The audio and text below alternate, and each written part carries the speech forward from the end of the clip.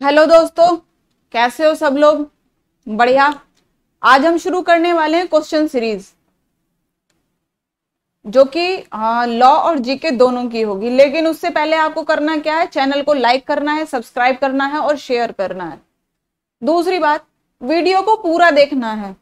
जब तक आप वीडियो को पूरा नहीं देखेंगे तो आप कैसे प्रिजम्पशन कर सकते हैं, आप कैसे प्रिज्यूम कर सकते हैं कि कंप्लीट वीडियो में क्या होगा। नहीं कर सकते। आगे वीडियो में क्या बताया जाने वाला है आप नहीं प्रिज्यूम कर सकते, इसलिए आप वीडियो को पूरा देखें। ये मैंने क्वेश्चन सीरीज शुरू की है, लॉ और जीके दोनों का है, और इसमें बहुत ही सिलेक्टिव क्वेश्चंस हैं, ग्राउंड जीरो से लेके अपर ग्राउंड तक। चाहे वो क्लैट का एग्जाम हो, चाहे वो यूपी जुडिशरी का एग्जाम हो, सभी के पॉइंट ऑफ व्यू से मैंने क्वेश्चंस इनमें इंक्लूड किए हैं, और जीके का भी सॉरी, जीके में भी मैंने वैसे ही क्वेश्चन इंक्लूड किए हैं, क्योंकि जीके अभी रिसेंटली यूपी के कई सारे एग्जाम है जिसमें जीके का मेन पोर्शन है, इसलिए क्वेश्चंस इनमें इंक्लूड किए हैं, और जीके का भी सॉरी, जीके में भी मैंने वैसे ही क्वेश्चन इंक्लूड किए हैं, क्योंकि जीके अभी रिसेंटली यूपी के कई सारे एग्जाम है जिसमें जीके का मेन पोर्शन है, इसलिए मैंने जीके को इंक्लूड किया। वरना पहले तो मेरा लॉ का ही पर्पस था, लेकिन एग्जाम को देखते हुए मैंने जीके को भी इसमें इंक्लूड किया है। खास बात क्या रहने वाली है इसमें, खास बात ये रहने वाली है कि इसमें क्वेश्चंस के साथ में आपको कंसेप्ट भी बताया जाएगा। जो भी आप क्वेश्चन देखेंगे वो सॉल्यूशन मिलेगा उसका, वो विद कंसेप्ट आपको मिलेगा कि वो क्या है। ये बेनिफिट आपको होने वाला है ये। और दूसरा, इसका बेनिफिट उन लोगों को ज्यादा होगा जो कि सेल्फ स्टडी करते हैं। वहां उनको ये पता चलेगा कि भाई हमारा कंसेप्ट कहाँ वीक है, हमें कहाँ और इम्प्रूव करने की जरूरत है, कहाँ हमें प्रिंसिपल का नहीं पता है, कहाँ हम लॉ को नहीं जानते हैं। ठीक है। और अगर जो जो आप लोग पढ़ चुके हैं उसका आपको रिवीजन हो जाएगा। जो नहीं पढ़ा है, अभी सिलेबस बाकी बचा है, वो आपका माइंड में सेट हो जाएगा कि भाई हाँ, ये हमारा लॉ में बताया गया है, ये हमारा प्रिंसिपल है। तो वीडियो को लाइक करना है, शेयर करना है और सब्सक्राइब भी जरूर करना है। चलिए शुरू करते हैं। ये हमारा टेलीग्राम चैनल है, इसको आप ज्वाइन कर सकते हैं विद लिंक से। इस पर आपको कोई भी एग्जाम से रिलेटेड इंफॉर्मेशन होगी, नोटिस होगा कुछ भी, वो आपको जानकारी इस पर जरूर मिलेगी। दूसरा, इस पर डेली क्विज भी होती है, चाहे वो जीके की हो, लॉ की हो, कितने भी क्वेश्चन हो, लेकिन डेली बेसिस पे कराए जाते हैं, तो आपको ये जरूर ज्वाइन करना चाहिए। चलो फर्स्ट क्वेश्चन हम ले लेते हैं। पहले क्वेश्चन है हमारा, हु एवर, ये हमारा प्रिंसिपल, मतलब ये हमारा लॉ है। हमारा लॉ क्या कहता है, हमारा लॉ क्या कहता है, whoever is intending to take dishonestly any movable property out of the possession of any person without the person's consent moves that property, such taking is said to commit theft। English Hindi दोनों में समझाऊंगी, निश्चिंत रहिए। Principal हमारा क्या कहता है, law हमारा क्या कहता है, लॉ हमारा ये कहता है कि कोई भी पर्सन जो किसी भी मूवेबल प्रॉपर्टी को डिसऑनेस्टली इंटेंशन के साथ में किसी भी पर्सन की जिसकी वो प्रॉपर्टी है, विदाउट उसकी कंसेंट उसके कब्जे से ले लेता है, तो वो थेफ्ट होता है, चोरी होता है वो। अब हमारा प्रॉब्लम क्या है, हमारा क्वेश्चन क्या बनता है इस पे, वो देख लेते हैं। Ramu cuts down a tree on Rinku's ground with the intention of dishonestly taking the tree out of Rinku's possession without Rinku's consent, A could not take the tree away. यहां हमारा क्वेश्चन क्या है कि रामू ने पेड़ तो काट दिया जो कि रिंकू के ग्राउंड पे था, बिना उसकी कंसेंट के, डिसऑनेस्टली इंटेंशन के साथ में। तो यहां पर लेकिन वो क्या हुआ कि पेड़ तो काट दिया, लेकिन किसी कारण से वो लेके नहीं जा पाया, तो क्या हुआ, कौन सा ऑफेंस बनता है, ऑप्शन देख लेते हैं। Ramu can be prosecuted for theft, Ramu can not be prosecuted for theft. क्या रामू चोरी के लिए प्रोसिक्यूट किया जाएगा, प्रोसिक्यूट मतलब जो कोर्ट की प्रोसीडिंग रहती है, सूट फाइल हम करते हैं, या फिर प्रोसिक्यूट नहीं किया जाएगा थेफ्ट के लिए। सी ऑप्शन है हमारा, Ramu can be prosecuted for attempt to theft, Ramu attempt to theft के लिए प्रोसिक्यूट किया जाएगा। या फिर हमारा डी ऑप्शन है कि ना तो वो कमिटेड थेफ्ट के लिए और ना ही अटेम्प्ट टू कमिट थेफ्ट के लिए प्रोसिक्यूट किया जाएगा। तो हमारा आंसर होता है इसमें ए। ए क्यों होता है भैया, क्योंकि यहां पर हमने कहा कि डिसऑनेस्टली उसके पोजेशन से ले लेना है, अब यहाँ पर पेड़ को उसकी स्थिति से तो अलग कर दिया, उसकी जो एक्चुअल सिचुएशन थी उसको तो हमने चेंज कर दिया, उसके स्थान से तो हमने हटा दिया, इसलिए यहाँ पर हमारा अटेम्प्ट टू थेफ्ट नहीं होगा, थेफ्ट ही होगा। ठीक है, चलिए नेक्स्ट क्वेश्चन पे आ जाते हैं। नेक्स्ट क्वेश्चन है हमारा इंजूरिया साइन डैमनम। ये टॉर्ट में बड़े अच्छे से हमने पढ़ा हुआ है, और जो हमारा ये वाला क्वेश्चन है इसमें हमने कहा इंटेंशन वर्ड यूज किया। मैंने जो हमारा वीडियो का प्लेलिस्ट है, आप चैनल पर जब जाएंगे द टारगेट जो लॉ पर जब आप जाएंगे, यूट्यूब सर्च करेंगे तो आपको उसमें आईपीसी सेक्शन 40 मिलेगा। उसमें ऑफेंस को डिफाइन किया है, पूरा अच्छे से इलेबोरेट किया है, आप उसको एक बार देखिएगा तो यहाँ आपको इंटेंशन का मीनिंग क्लैरिफाई होगा कि क्यों यहाँ केवल इंटेंशन से, डिसऑनेस्टली इंटेंशन की वजह से ऑफेंस बन गया है। नेक्स्ट क्वेश्चन है हमारा injuria sine damnum. Injury without damage, इसका मीन्स होता है कि बिना इंजरी के भी डैमेज होता है। सॉरी, इंजरी बिना डैमेज के भी होती है, वो हिंदी इंग्लिश में थोड़ा यही तो प्रॉब्लम रहती है। इंजरी विदाउट डैमेज, इंजरी तो हुई है लेकिन डैमेज कुछ नहीं हुआ है। अब ये कैसे है? टॉर्ट के लिए आपको बता दूं, टॉर्ट का अगर आपको रिवीजन करना है तो जब आप वीडियो के डिस्क्रिप्शन में जाएंगे, मैं इसमें लिंक शेयर कर दूंगी, और दूसरा जो हमारा प्लेलिस्ट है, प्लेलिस्ट में आप सर्च करेंगे आपको इजीली मिल जाएगा। कंप्लीट टॉर्ट का मैंने रिवीजन वीडियो बनाया हुआ है, उसको आप देखिएगा तो आपका बहुत ही इजीली सिंपल वे में आपका टॉर्ट का कंप्लीट रिवीजन हो जाएगा, वो भी बहुत ही शॉर्ट वे में। ठीक है, चलिए इस पे आ जाते हैं क्योंकि उसमें बड़े अच्छे से स्पेसिफाई किया हुआ है ये वाला जो मैक्सिम्स है। अब हम फैक्ट पे आ जाते हैं, हमारा प्रॉब्लम क्या है, क्वेश्चन हमारा क्या है। Sonu who was returning office at a polling booth wrongly refused to register a duly tendered vote to Monu, though he was a qualified voter. The candidate whom Monu sought to vote was declared elected. अब यहाँ क्या हुआ कि सोनू जो है वो polling booth पर officer है। अब वो क्या करता है कि वो मोनू को वोट डालने से मना कर देता है कि भैया तुम्हें वोट नहीं डालने दिया जाएगा, जबकि वो ऐसी वोट नहीं डालने जा रहा था, वो एक क्वालिफाइड वोटर है। अब क्या होता है कि जिसको उसको वोट देनी थी, जिसको भैया मोनू को वोट देनी थी, वो फिर भी जीत गए। अब यहाँ क्या हम कह दे कि भाई उन्हें क्या इंजरी हुई, उन्हें तो कोई भी इंजरी नहीं हुई, नहीं वोट डाली तो क्या हुआ, वो तो जीत ही गए ना, क्या फर्क पड़ रहा है एक वोट से। अब उनको तो खराब लगा ना, मोनू जी को तो खराब लगा ना, इसलिए वो सूट फाइल कर देते हैं। तो अब हमें ये देखना है कि क्या वो सूट फाइल कर सकते हैं, करेंगे तो सोनू के अगेंस्ट ही करेंगे। ठीक है, तो हमें यही देखना है। तो हम ऑप्शन देख लेते हैं। Monu can sue Sonu on the ground that he was denied to cast vote which is a fundamental right. Monu Sonu के अगेंस्ट सूट फाइल कर सकता है इस आधार पर कि उसने उसको वोट नहीं डालने दिया, जो कि उसका फंडामेंटल राइट है। वोट डालने का राइट उसका फंडामेंटल राइट है। सेकंड ऑप्शन आता है कि मोनू इस आधार पर सूट फाइल कर सकता है कि उसे वोट नहीं डालने दिया, जिससे कि इसके लीगल राइट का वायलेशन हुआ है, वोट डालना उसका लीगल राइट है। सी ऑप्शन आ जाता है हमारा, मोनू इसलिए उस पर सूट फाइल नहीं कर सकता सोनू पर क्योंकि उसे कोई भी इंजरी नहीं हुई है। ठीक है, नेक्स्ट आता है हमारा डी ऑप्शन कि मोनू सोनू पर सूट फाइल नहीं कर सकता क्योंकि वो फिर भी जीता हुआ, जिसको उसे वोट देनी थी वो फिर भी इलेक्टेड डिक्लेयर हो गया है।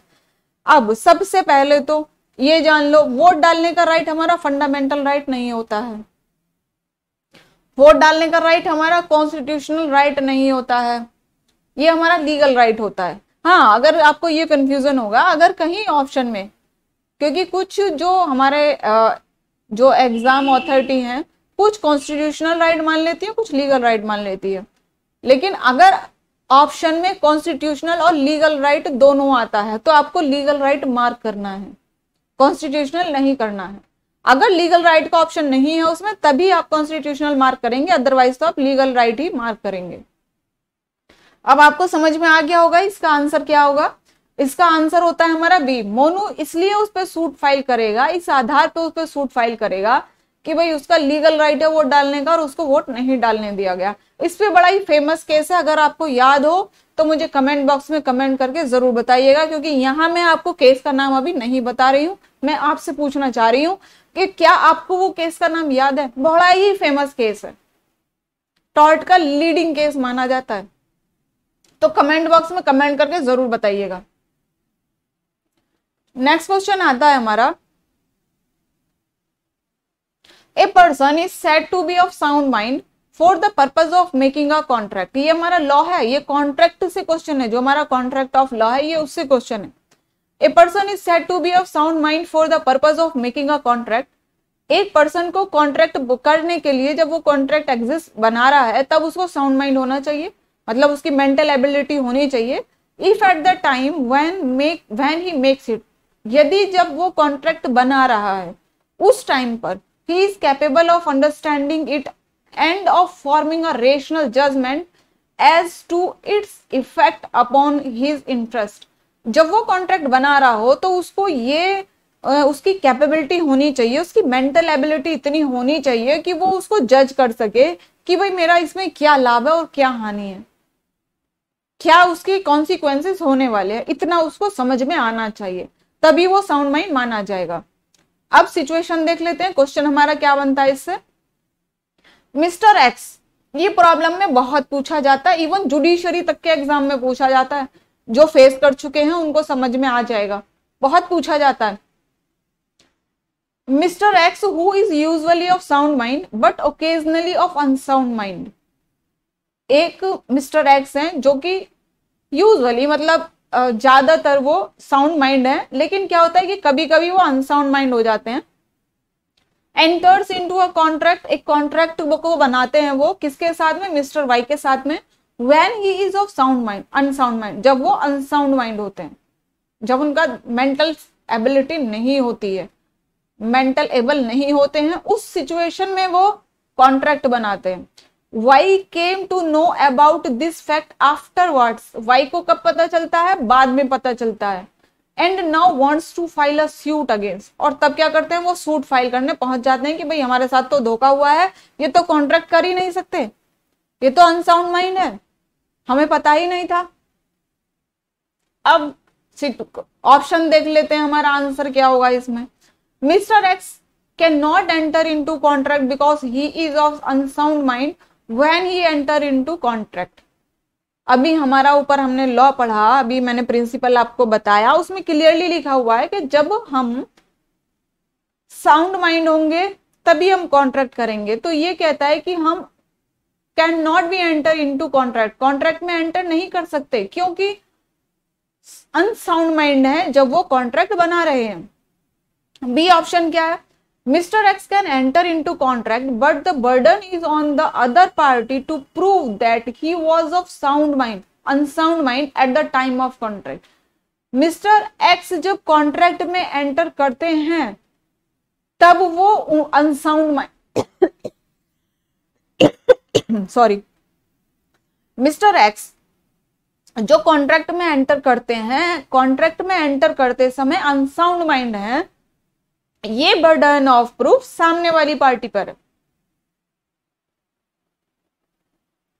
ठीक है, हाँ नेक्स्ट आ जाते हैं। Mister X can enter into a contract but the burden of proof is on Mr. X to prove that he was of unsound mind at the time of contract। यहां ये क्या कहते हैं, मिस्टर एक्स जब contract में enter करते हैं,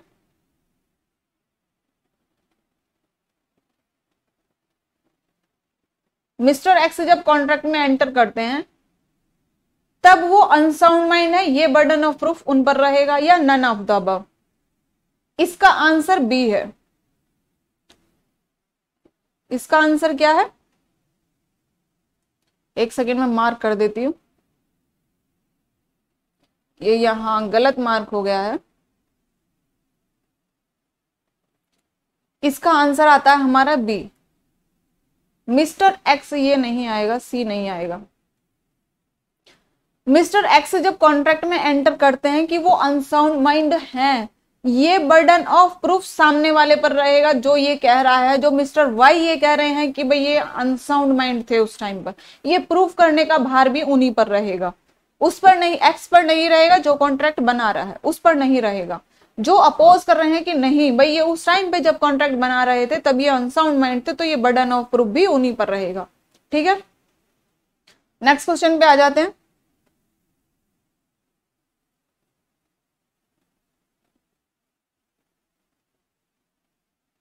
नहीं सॉरी, इसका आंसर सी ही होगा।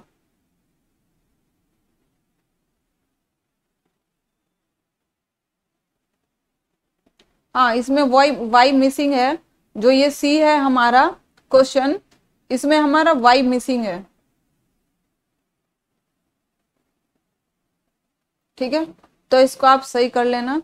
इसमें हम वाई और लिख लेंगे, इसका ऑप्शन हमारा सी ही आएगा कि मिस्टर एक्स जो है ये सी ही आएगा, बी इसका आंसर नहीं होगा। बी कहता है mister X can enter into contract. Mister x contract में एंटर कर सकते हैं जब वो अनसाउंड माइंड हो, तो ये नहीं होगा आंसर। पढ़ने में माई मिस्टेक, ओके सॉरी। इसका सी ही आंसर होगा कि मिस्टर एक्स कॉन्ट्रैक्ट में जब एंटर करते हैं तो बर्डन ऑफ प्रूफ किस पर रहेगा कि वो अनसाउंड माइंड थे eight the time of contract. ये सामने वाली पार्टी पर ही रहेगा। नेक्स्ट क्वेश्चन में आ जाते हैं। नेक्स्ट क्वेश्चन है हमारा, when one person signifies to another his willingness to do or to abstain from doing anything with a view to obtaining the assent of that other to such act or abstinence, he said to be make a proposal। ये हमारा proposal की definition है जो कि हमारे contract के 2A में define की गई है। डेफिनेशन ये प्रपोजल की हमारा 2A कॉन्ट्रैक्ट एक्ट में बताई गई है। ठीक है, कि जब एक पर्सन कुछ करने या ना करने की अपनी इच्छा को दूसरे को बताता है, अपनी असेंट देता है उस व्यू की, उस एक्ट को करने की, तो वो हमारा जिसके बारे में वो कंसेंट दी जा रही है, असेंट दी जा रही है, वो हमारा प्रपोजल होता है। ठीक है, तो अब हम फैक्ट पे आ जाते हैं। इसके फैक्ट है हमारा, Ramanuj telegram to the Shyam Sundar writing will you sell me your Rolls Royce car. Ramanuj telegram से मैसेज करते हैं श्याम सुंदर को, क्योंकि ये टेलीग्राम इसलिए अभी भी चल रहा है, ये कि पुरानी बात है ये हमारी, क्योंकि जब हमारा कॉन्ट्रैक्ट एक्ट बना था तो ये जब अंग्रेजों का टाइम था। ठीक है, तो इसीलिए इसमें मोस्टली लेटर और टेलीग्राम की बातें होती है, लेकिन अभी तो व्हाट्सएप, ईमेल सब उसमें इंक्लूड कर दिया गया है। ई कॉन्ट्रैक्ट वगैरह के बारे में भी मैं आपको बताऊंगी। ठीक है, तो अभी हम यहाँ इसे देख लेते हैं। Ramanuj telegram to the Shyam Sundar writing will you sell me your Rolls Royce car, telegram the lowest cost price। Shyam सुंदर replied to by telegram lowest price for car is ₹20 lakhs। Ramanuj immediately sends his consent through telegraph stating I agree to buy the car for ₹20 lakhs asked by you। Now Shyam सुंदर refused to sell the car। बता देती हूँ मैं आपको, समझाती हूँ हिंदी में। रामानुज कहता है श्याम सुंदर से, टेलीग्राम में मैसेज करता है कि भाई क्या तुम अपनी जो रोल्स रॉयस कार है उसको बेच रहे हो, उसका लोवेस्ट प्राइस क्या है। तो श्याम उसका टेलीग्राम में ही उत्तर दो। तो वो कहता है, उसको टेलीग्राम में उत्तर देता है श्याम सुंदर कि भाई उसका लोवेस्ट प्राइस तो 20 लाख है कार का, लेकिन उसने ये नहीं लिखा है कि मैं बेच रहा हूं। उसने कहा कि कार का लोवेस्ट प्राइस 20 लाख है। अब रामानुज जिसने पूछा वो कहता है उससे, तुरंत ही उसको मैसेज करता है कि भाई मैं तुम्हारी कार खरीद रहा हूं, मैं तुम्हारी कार 20 लाख में खरीदना चाहता हूं, लेकिन श्याम सुंदर बेचने से मना कर देता है। तो अब यहां पर क्या होगा, ऑप्शन देख लेते हैं। रामानुज सूट फाइल कर देते हैं, वो बुरा मान गए कि भाई मुझे कार नहीं बेच रहे, इसलिए वो कोर्ट चले जाते हैं। अब क्या कहते हैं, फर्स्ट ऑप्शन है he can not refuse to sell the car because the contract has already been made. वो कहते हैं कि वो कार बेचने के लिए मना नहीं कर सकते क्योंकि कॉन्ट्रैक्ट पहले ही बन चुका है, पहला ऑप्शन। दूसरा कहता है हमारा कि he can refuse to sell the car because it was only invitation to offer and not the real offer. Second option होगा कि ये केवल इन्विटेशन टू ऑफर है, रियल ऑफर नहीं है। थर्ड आता है हमारा it was not a valid offer, कि ये कोई वैलिड ऑफर नहीं है क्योंकि willingness to enter into a contract was absent. Contract में एंटर करने की विलिंगनेस की एब्सेंट है, वो है ही नहीं, विलिंगनेस कहीं शो ही नहीं हो रही है, या डी ऑप्शन है हमारा, इनमें से कोई भी नहीं, नन ऑफ द अबव। तो हमारा आंसर होता है B, he can refuse to. क्योंकि वो बेचने के लिए मना कर सकते हैं, क्योंकि ये ओनली इन्विटेशन है, रियल ऑफर नहीं है। श्याम सुंदर ये नहीं कह रहे हैं कि भाई मैं अपनी कार बेच रहा हूं 20 लाख में, जिसको खरीदनी हो ले लो। या वो श्याम सुंदर रामानुज से ये नहीं कह रहे हैं कि भाई रामानुज मैं अपनी कार बेच रहा हूं, क्या तुम लोगे, 20 लाख में बेच रहा हूं, तब ये रियल ऑफर होता। ठीक है, इन्विटेशन टू ऑफर कब होता है, जब वो, और इसका एग्जांपल है कि अगर वो कार के ऊपर प्राइस टैग लगा देते, इसमें हार्वे वर्सेस फैसी का केस है। ठीक है, इन्विटेशन टू ऑफर के ऊपर। ठीक है, चलिए हम आगे पढ़ते हैं। बाकी इसके बारे में मैंने स्पेशली बताया हुआ है, अगर फिर भी कोई कंफ्यूजन हो तो आप मुझे कमेंट बॉक्स में मैसेज करिए, आपको रिप्लाई कर मिल जाएगा। नेक्स्ट क्वेश्चन ले लेते हैं। नेक्स्ट क्वेश्चन है हमारा, a master is liable for the acts committed by his servant in the course of employment. हमारा लॉ ये कहता है, कॉन्ट्रैक्ट में है, ये भी कॉन्ट्रैक्ट में टॉर्ट में दोनों में आता है, ये टॉर्ट से है वैसे ये क्वेश्चन। यहां पर ये कहता है कि जो मास्टर होता है वो लायबल होता है सर्वेंट के एक्ट के लिए, यदि वो सर्वेंट जो एक्ट किया है उसने वो एम्प्लॉयमेंट के कोर्स में किया हो, course of transmission of business में किया हो, तब मास्टर लायबल होगा। अब सिचुएशन देख लेते हैं यहाँ पे प्रॉब्लम क्या दी हुई है, ये प्रॉब्लम भी बहुत पूछी जाती है। Sanjay is a driver working in Brook Bond and Company. One day the manager asked him to drop a customer at the airport and get back at the earliest. एक दिन क्या होता है, संजय जो कि ड्राइवर हैं वो कंपनी में काम करते हैं ब्रूक बॉन्ड में। अब मैनेजर उनसे कहते हैं किसी कस्टमर को कि भाई इनको एयरपोर्ट से छोड़ा और जल्दी ही वापस आ जाना। अब क्या होता है, on his way back from the airport, जब वो एयरपोर्ट से वापस आ रहे हैं, he happen to see his fiance Ruhina is waiting for a bus to go home. वो देखते हैं कि उनकी जो फियांसे हैं रूहिना, वो बस स्टैंड पर वेट कर रही हैं घर जाने के लिए बस का। He offer to drop her at home, वो उसको ऑफर करते कि चलो मैं जा रहा हूं उधर ही, मैं तुम्हें घर छोड़ दूंगा, क्योंकि जो उनका घर है वो ऑफिस के नजदीकी है। Which happen to be close to his office, she got into the car and soon there after the car some resulted due to one negligence of Sanjay. अब क्या होता है कि वो बैठ जाती हैं और क्या होता है कि जैसे ही कार जाती है वो रास्ते में वो कार पलट जाती है संजय की नेग्लिजेंसी की वजह से। अब रूहिना को क्या होता है, रूहिना कार से बाहर गिरती हैं और उनको बहुत सारी इंजरी हो जाती है। रूहिना was thrown out of the car and suffered multiple injuries. She seeks compensation for Brook Bond Company. अब वो ब्रूक बॉन्ड कंपनी से कंपनसेशन के लिए सूट फाइल करती हैं। तो ब्रूक बॉन्ड कंपनी क्या कहती है वो देखते हैं। ब्रूक बॉन्ड कंपनी कहती है shall be liable because Sanjay was in the course of employment at the time of accident. Brooke Bond company liable होगी क्योंकि जो संजय था उस टाइम कोर्स ऑफ एम्प्लॉयमेंट में काम कर रहा था जब वो एक्सीडेंट हुआ, वो अपनी ड्यूटी ही कर रहा था। Brook Bond and Company shall not be liable because Sanjay was not in the course of employment when he took Ruhina inside the car. दूसरा ऑप्शन कहता है कि वो कोर्स ऑफ एम्प्लॉयमेंट नहीं होगा जब उसने रूहिना को कार के अंदर बिठाया। तीसरा ऑप्शन है हमारा सी ऑप्शन है, Ruhina got into the car at her own risk and therefore she can't sue anybody. Ruhina अपनी ओन रिस्क पर कार में बैठी है तो वो किसी के ऊपर भी सूट फाइल नहीं करती। या डी ऑप्शन है हमारा नन ऑफ द अबव। तो इसका ऑप्शन हमारा क्या होगा आंसर। अब हमने पढ़ा हुआ है जो हमारा प्रिंसिपल है, जिन लोगों ने मुझसे टॉट पढ़ा हुआ है फ्री पढ़ा देती हूँ मैं यूट्यूब पे, टेंशन लेने वाली बात नहीं है। यूट्यूब पे मेरा पूरा कंसेप्चुअल वाइज क्लासेस रहती है, वो फ्री ऑफ कॉस्ट रहती है, कोई चार्ज नहीं है। ठीक है, बाकी ऑफलाइन भी पढ़ाती हूँ, ऑनलाइन चार्जेबल वाला भी पढ़ाती हूँ। ठीक है, लेकिन YouTube वाला आपको फ्री ऑफ कॉस्ट है, तो उसमें भी ऐसा नहीं है कि आपको प्रॉपर मटेरियल नहीं है, प्रॉपर मटेरियल अवेलेबल होगा उस पर आपको, ऐसा कुछ नहीं है। क्योंकि मुझे पता है कि बहुत से स्टूडेंट के साथ में बहुत सारी प्रॉब्लम होती है, इसलिए मेरा जो भी YouTube पे लेक्चर रहता है वो फुली सेटिस्फेक्शन देने वाला होता है और फुली मतलब एक्यूरेसी वाला होता है, वैसे ही पढ़ाया जाता है जैसे मैं पेड वाला पढ़ाती हूँ। ठीक है, चलिए इसका ऑप्शन देख लेते हैं।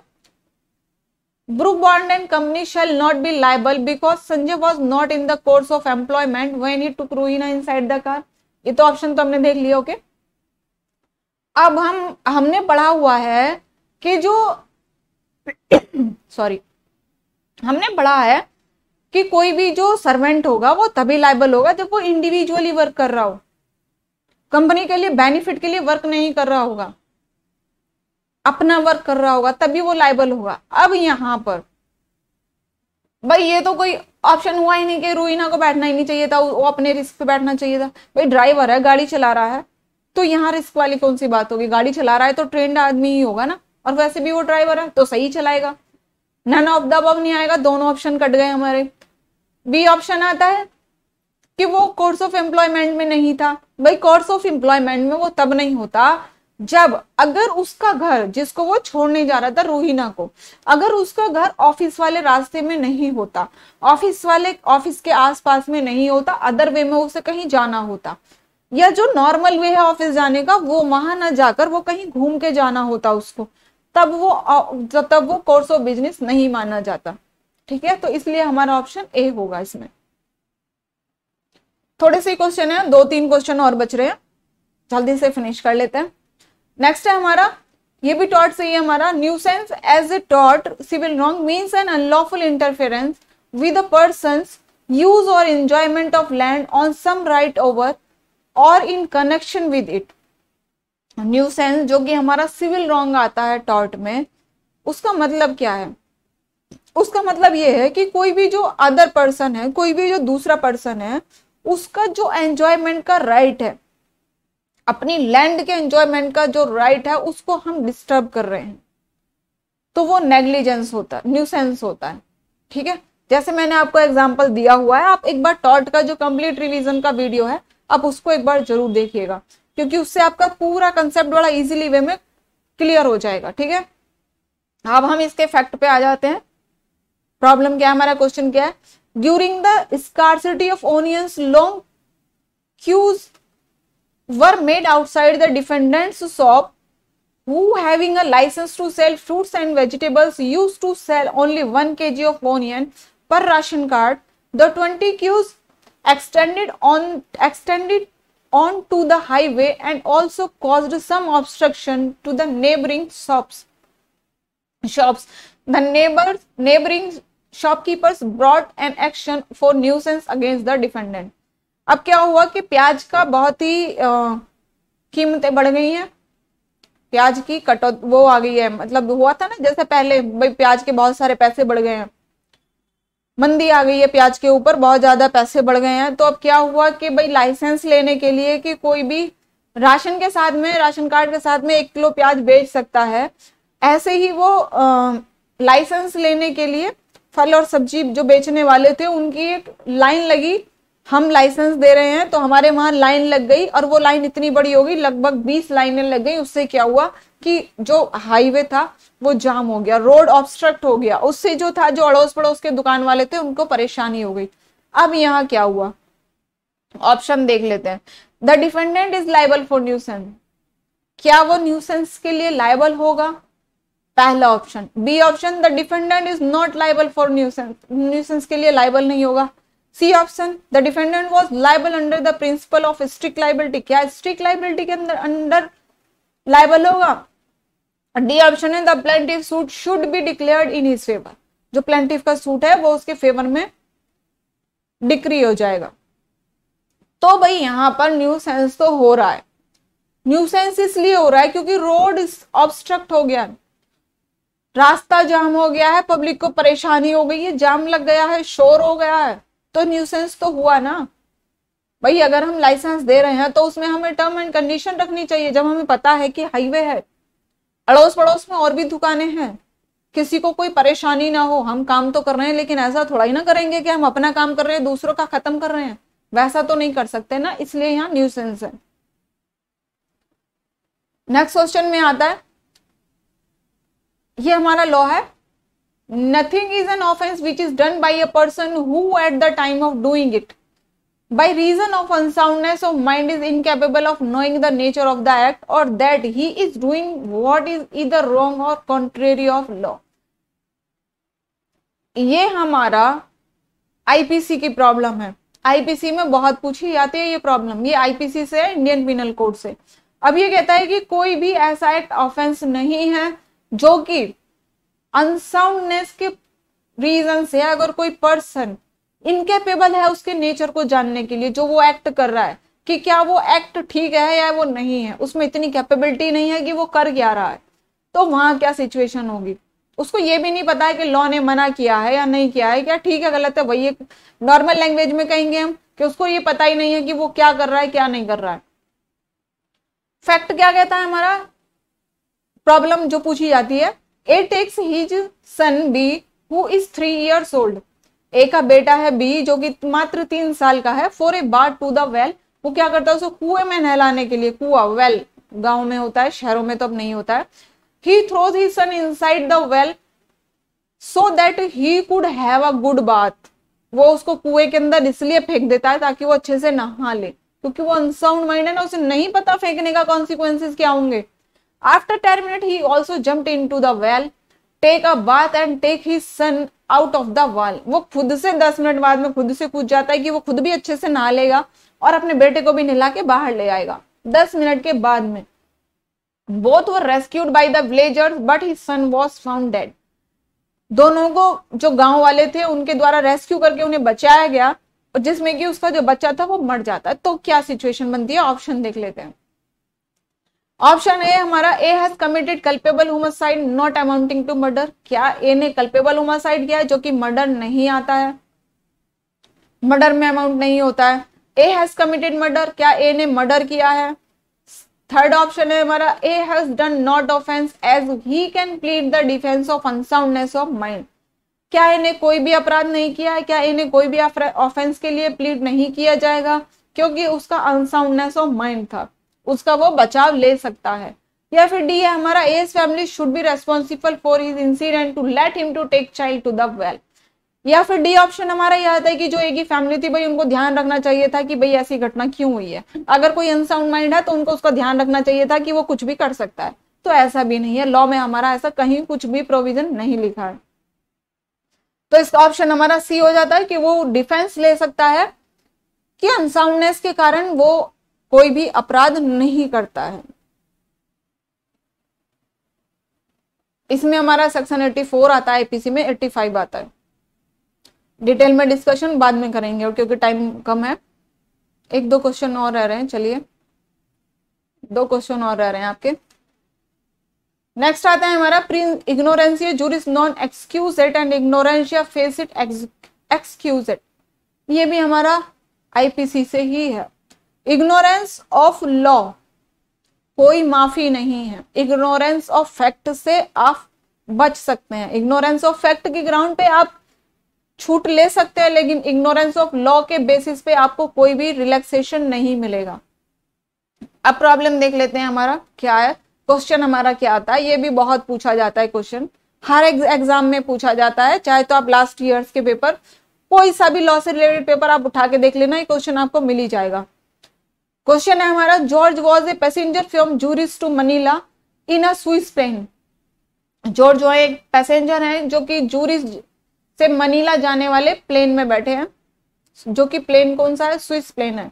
When the plane landed at the airport at Bombay on 28 November 1962, जब बॉम्बे में 28 नवंबर 1962 को प्लेन लैंड होता है एयरपोर्ट पर, it was found on search that George carried 34 kgs of gold bars in person and that he had not declared it in the manifest for transit। तो क्या होता है कि जॉर्ज के पास में 34 किलो सोना पाया जाता है, जो कि जो एक लिमिट होती है कि हम इतना ही लेके जा सकते हैं, मैनिफेस्ट में मेंशन होता है, तो उससे कहीं ज्यादा रहता है, जितना लेके जाना चाहिए उसकी लिमिट से कहीं ज्यादा है। On 26 November 1962, Government of India issued a notification and modified its earlier exemption, and now it is necessary that the gold must be declared in the manifest of the aircraft।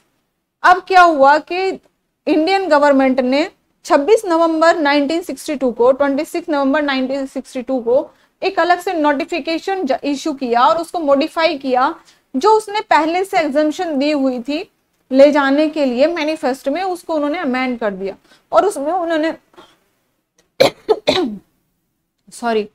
उसमें manifest में उन्होंने अलग से condition लगा दी। अब जो George है उसको उस अमेंडमेंट का जो नोटिफिकेशन से मॉडिफाइड किया है उसको उसकी नॉलेज नहीं है। अब वो क्या कहते हैं, अब वो पकड़े जाते हैं, वो कैसे बचाव करेंगे अपना? वो कहते हैं कि भाई पहले तो हम इतना ले जा सकते थे ना, इसीलिए मैं इतना लेकर आया हूं। लेकिन अब क्या होता है, ऑप्शन देख लेते हैं। George can not be prosecuted because he had actually no knowledge about the notification issued only 2 days ago। George को प्रोसिक्यूट नहीं किया जा सकता क्योंकि एक्चुअल में उसको नॉलेज नहीं थी, जो कि नोटिफिकेशन 2 दिन पहले ही इशू हुआ था।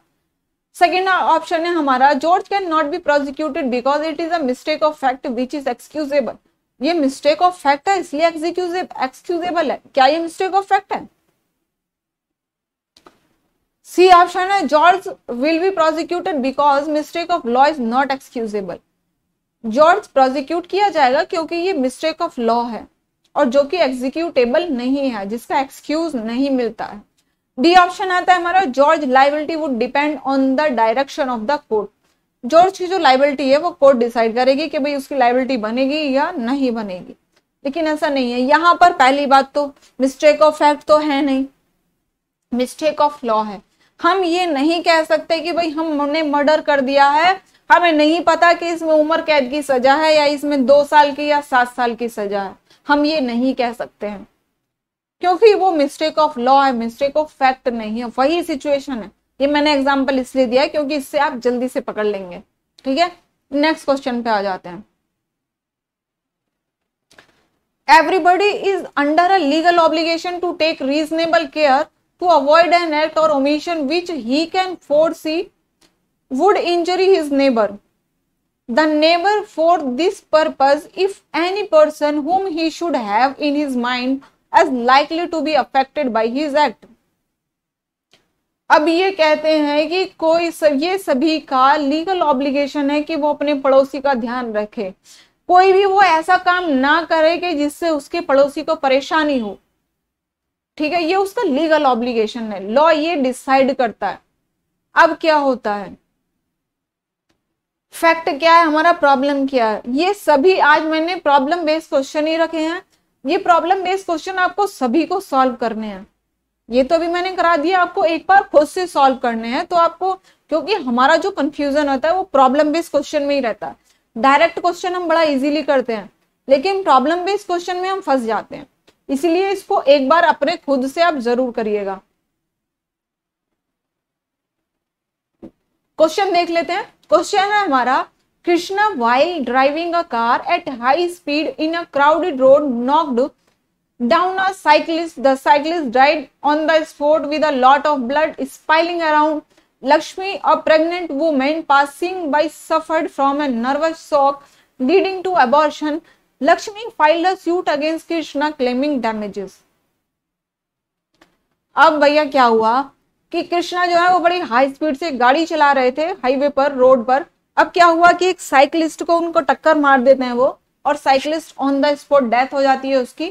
और क्या हुआ कि बराबर से जा रही थी वो लक्ष्मी जो कि प्रेग्नेंट लेडी थी। अब उनका उस शॉक से, उनका जो साइकिलिस्ट था उसको देख के उनको शॉक लगा और उनका नर्वस शॉक लगा और उनका एबॉर्शन हो जाता है। अब वो इसके लिए कृष्णा पर सूट फाइल करती हैं। तो क्या होगा वही देख लेते हैं हम। क्या कृष्णा की लायबिलिटी बनेगी या साइकिल वाले की बनेगी या किसी की भी नहीं बनेगी, वही हमें देखना है। Krishna will be liable because he owed a duty to reasonable care to everybody on the road including Lakshmi. क्या कृष्णा लायबल होगा क्योंकि उसकी ये ड्यूटी है कि सड़क पर जितने भी लोग चल रहे हैं, चाहे वो लक्ष्मी ही क्यों ना हो, उसको सबका ध्यान रखना है। Second question, second option, Krishna will not be liable because he could not have foreseen Lakshmi suffering from nervous shock as a result of his act. उसकी कोई लाइबिलिटी नहीं बनेगी क्योंकि उसने लक्ष्मी को देखा ही नहीं था कि वो उसको नर्वस शॉक है या उसके एक्ट से उसने उस पर ध्यान ही नहीं दिया। सी ऑप्शन आता है हमारा, Krishnan will be liable to Lakshmi because he fail to drive carefully. Krishna की लाइबिलिटी बनेगी लक्ष्मी के लिए क्योंकि उसने केयरफुली गाड़ी नहीं चलाई। डी आता है option, none of the above. तो यहाँ हमारा भाई हम रोड पे जा रहे हैं तो सबकी जिम्मेदारी नहीं है हमारी। हमें क्या पता कि उधर कौन जा रहा है, हम गाड़ी सेफली ही तो चलाएंगे, हम तेज चला रहे हैं तो सेफली चलाएंगे। आगे वाले को जिसको मारेंगे या पीछे से जिसको लगेगी उसी की तो लाइबिलिटी बनेगी ना हमारी। इधर उधर जो लोग जा रहे हैं दिन को जो देख के शॉक में लग जाते हैं उनकी लाइबिलिटी नहीं बनती है, ठीक है। तो यहां पर साइकिलिस्ट के लिए लाइबिलिटी बनेगी कृष्णन की, लेकिन उसके लिए नहीं बनेगी, ठीक है। तो इसका ऑप्शन हो जाएगा हमारा B, Krishna will not be liable because he could not have foreseen Lakshmi suffering from nervous shock as a result of his act. Okay चलिए आज के लिए इतना ही, मिलते हैं हम नेक्स्ट क्लास में।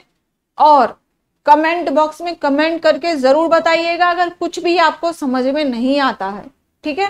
कंसेप्ट मैंने बताने की आपको अपनी तरफ से पूरी कोशिश की है समझाने की, फिर भी अगर आपको कहीं कंफ्यूजन होता है, कुछ भी आपको प्रॉब्लम आती है, तो आप मुझे कमेंट बॉक्स में कमेंट करके आप पूछ सकते हैं, ठीक है। मिलते हैं आपको नेक्स्ट सीरीज के साथ में क्वेश्चन की, चाहे वो देखेंगे लॉ की होगी या जीके की होगी, जैसा भी अवेलेबल हो जाएगी हमारे पास में, ठीक है।